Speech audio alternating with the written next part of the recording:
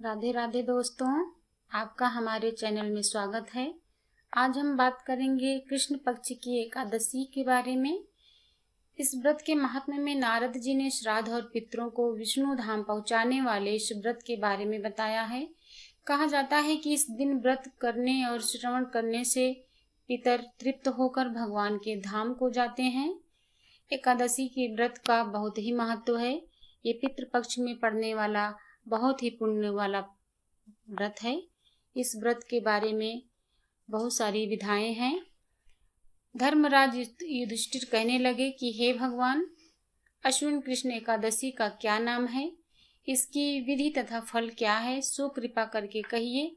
भगवान श्री कृष्ण कहने लगे कि इस एकादशी का नाम इंद्रा एकादशी है। यह एकादशी पापों को नष्ट करने वाली तथा पितरों को अधोगति से मुक्ति देने वाली होती है। हे राजन, ध्यान पूर्वक इस कथा को सुनो। इसके सुनने मात्र से ही वायपेय यज्ञ का फल मिलता है। प्राचीन काल में सतयुग के समय महीमती नाम की एक नगरी में इंद्रसेन नाम का एक प्रतापी राजा धर्म पूर्वक अपनी प्रजा का पालन करते हुए शासन करता था। वह राजा पुत्र, पौत्र और धन आदि से संपन्न और विष्णु का परम भक्त था। एक दिन जब राजा सुखपूर्वक अपनी सभा में बैठा था तो आकाश मार्ग से महर्षि नारद उतरकर उनकी सभा में आए। राजा उन्हें देखते ही हाथ जोड़कर खड़े हो गए और विधि पूर्वक आसन व अर्घ दिए।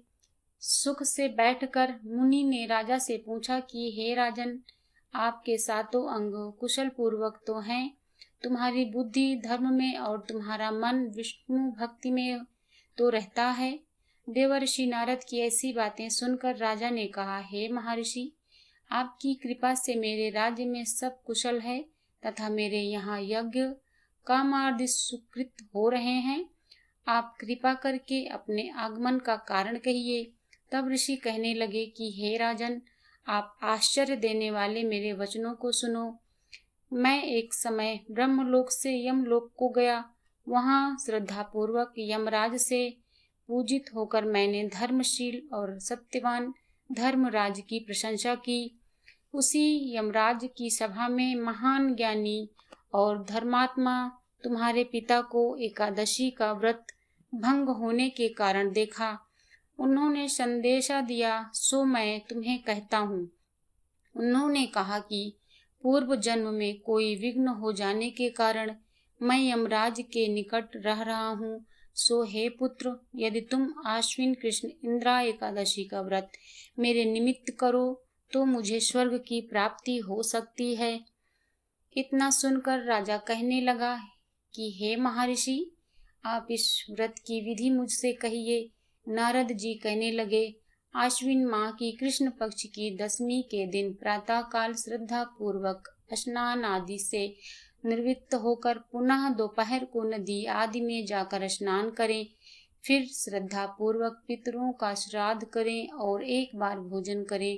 प्रातः काल होने पर एकादशी के दिन दातून आदि करके स्नान करें।